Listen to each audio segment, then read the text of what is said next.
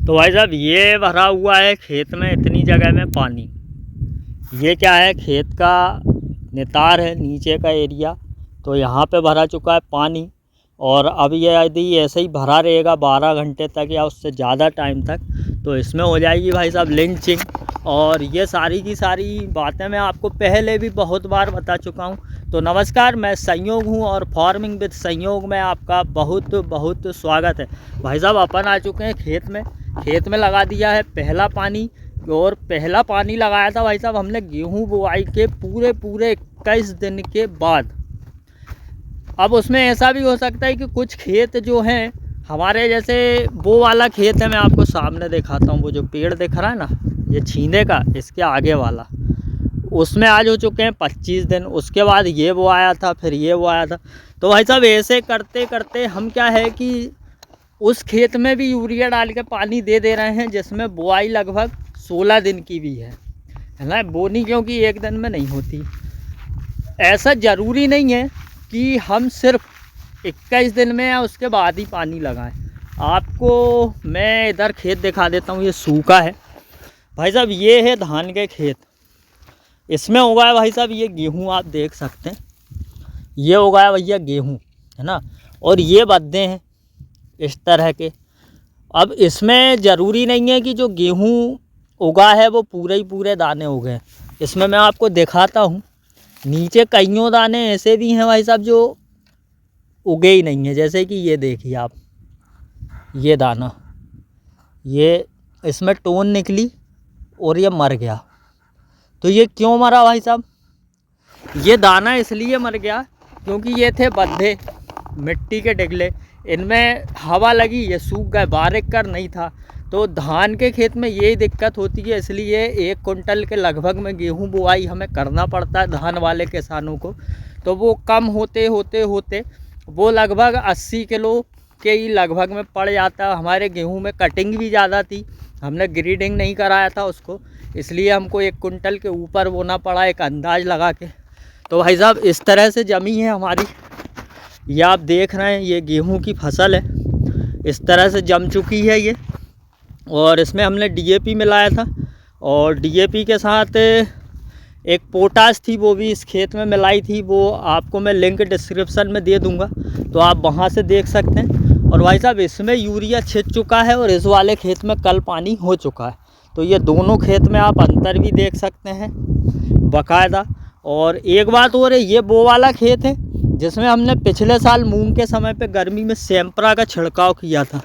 भाई साहब आपको सैंपरा का रिज़ल्ट बता दूं, इतना ज़बरदस्त रिज़ल्ट है, पूरा 1 साल होने को आ रहा है, मगर क्या मजाल की दोंगली की एक छोटा सा पेड़ भी दिख जाए। तो इस साल हमने विचार बनाया है कि मूंग की फसल में सारी ज़मीन में सैंपरा डालेंगे और एक बार में किल ख़त्म। थोड़ा सा महंगा पड़ता है प्रोजेक्ट, मगर है बहुत लाजवाब। वहाँ पे गौतम भाई बैठे हुए हैं, वो देखिए अपना मोबाइल चला रहे हैं।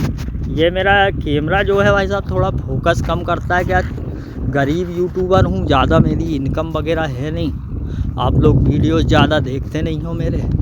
और यहाँ पे भाई साहब यूरिया, और इसमें ये फैला इसलिए है कि इसमें हम मिला रहे हैं माइक्रो न्यूट्रिएंट्स मतलब कि सूक्ष्म पोषक तत्व मिलाना बहुत ज़रूरी है।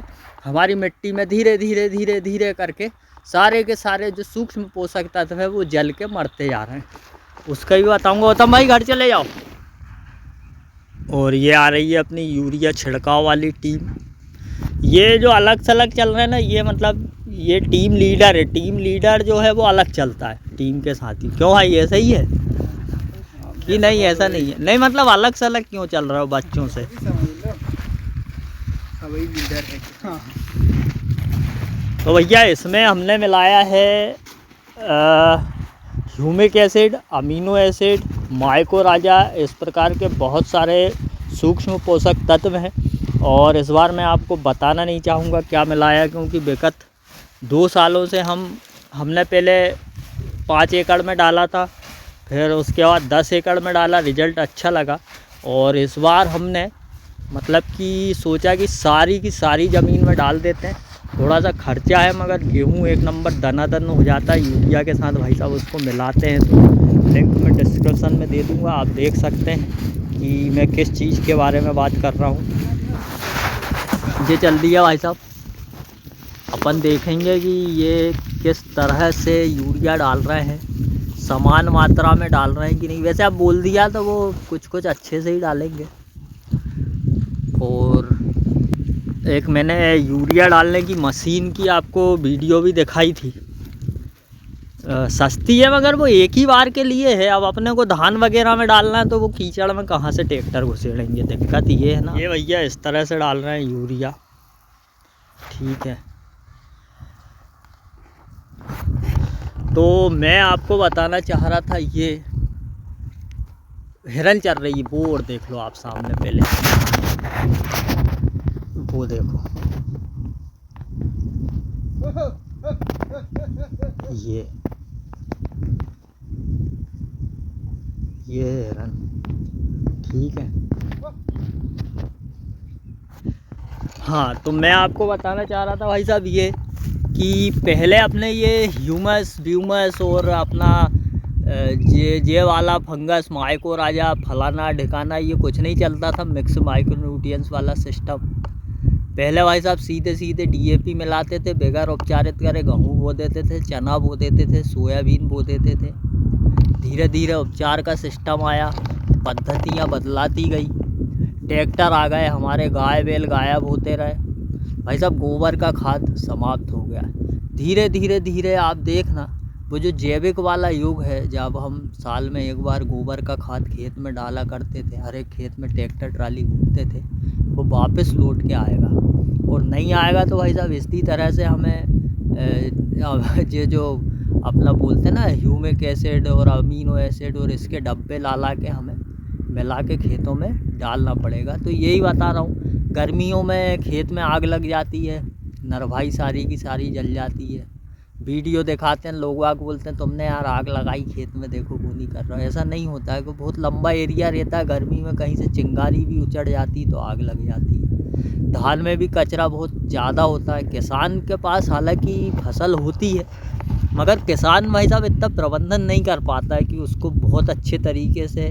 धीरे धीरे किसान आ रहे हैं, हम लोग भी धीरे धीरे खेत, मगर बेघर जो नरवाई है उसको जलाए खेत बनाने की कोशिश करते हैं। कहीं बन जाता है अच्छा, कहीं नहीं। भाई साहब ये जो हम खेत में आग लगा देते हैं या लग जाती है गलती से किसी कारण बस, इससे भी क्या होता है भाई साहब, जो वो तो माइक्रो न्यूट्रिएंट्स है बेचारे, उन सूक्ष्म जीव रहते हैं, सूक्ष्म जीव भी बनाते हैं जो माइक्रो न्यूट्रिएंट्स है। उस पर मैंने कई बार चर्चा करी, फिर से कर दूंगा, उसमें नहीं भराते हैं हम। तो भाई साहब ये क्या है, जल जाते हैं बेचारे, उन मिट्टी में से पोषक तत्व ख़त्म हो जाता है जलने के कारण, आँच के कारण। और ये ऊपर ही ऊपर रहता है तो हम कितना बखरेंगे, इतना इतना इतना, तो ज़्यादा नीचे तक भी रहेगा तो वो जली हुई मिट्टी जाएगी या जला हुआ कण जाएगा। तो भाई साहब ये सब नष्ट होते जा रहे हैं धीरे धीरे। आज से 25-30 साल बाद मिट्टी पूरी तरह से, बहुत अगर यही सिस्टम चलता रहा तो मिट्टी पूरी तरह से भाई साहब ख़त्म हो जाएगी।